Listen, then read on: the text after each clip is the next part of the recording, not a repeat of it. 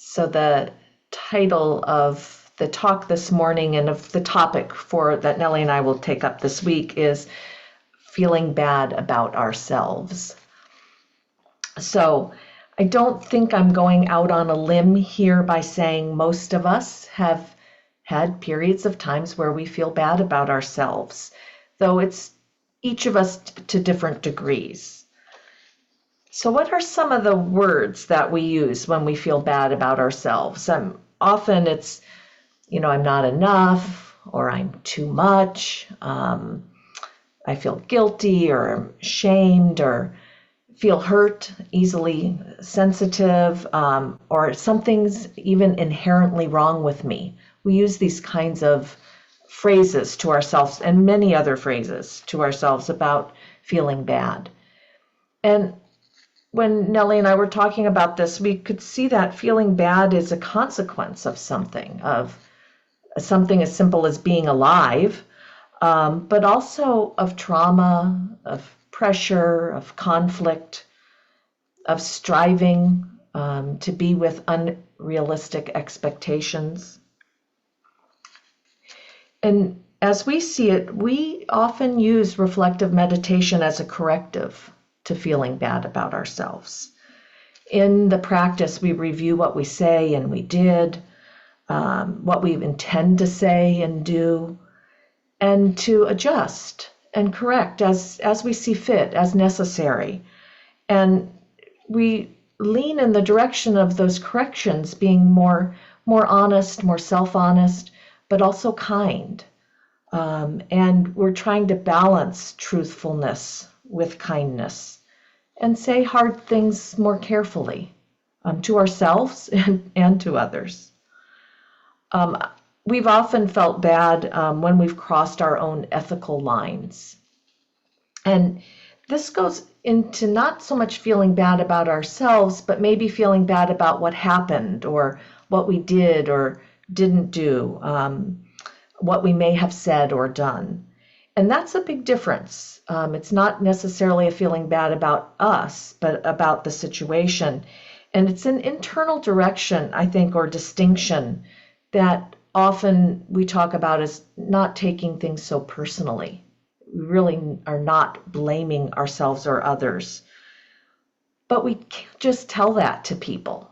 You have to have a deep understanding of the Buddhist teaching of conditionality, which we talk about as our experience is conditioned by a variety of things. It's not just a pure one experience. There's many factors to our experiences. They're complex. But to deeply understand conditionality ourselves, we've seen how long that takes and what a long process that is. And it's not something we can just convey to somebody else that's not interested or doesn't know about it. Or we can't really use conditionality as an excuse to defend ourselves or to justify what happened. Though it can help to explain these things to ourselves and to other people. But it's not really, something where it's an excuse to just do whatever we want because the conditions were like that.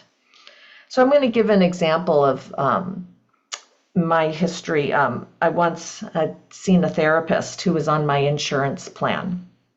And he tried to guide me in therapeutic exercises, and he also had a book which he wanted me to use as a guide to our therapeutical process.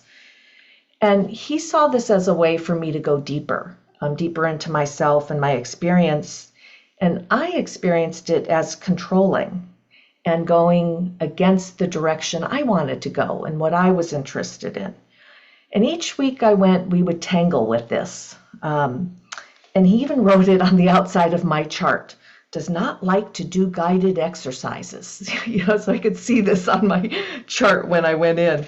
But during this time, I could start to see how committed I was to finding my own voice and holding my ground and trying to explain what was going on with me while I was being persuaded in another direction, even in the guise of doing something that was good for me.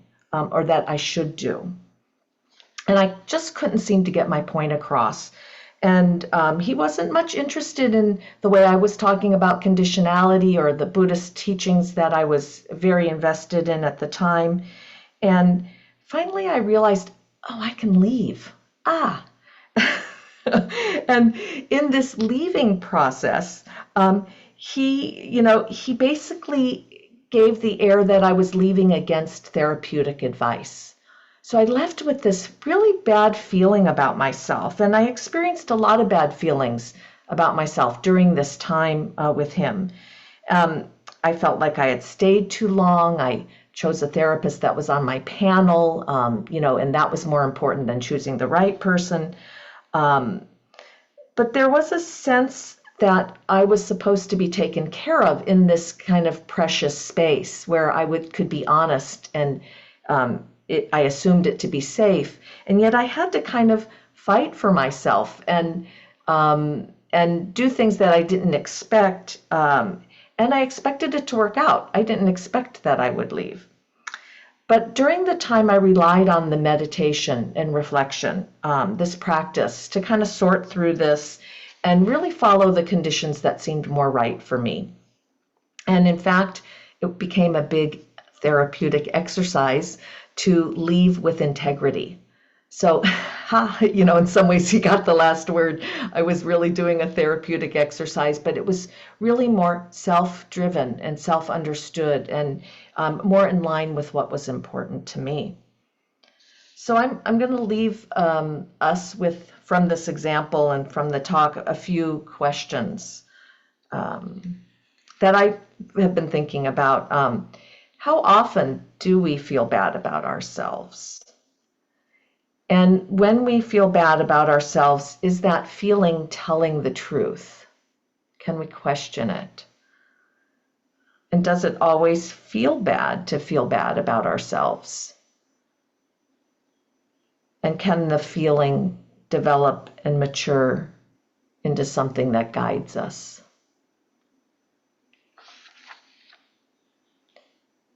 So I'll end the talk here, and we'll do our practice together.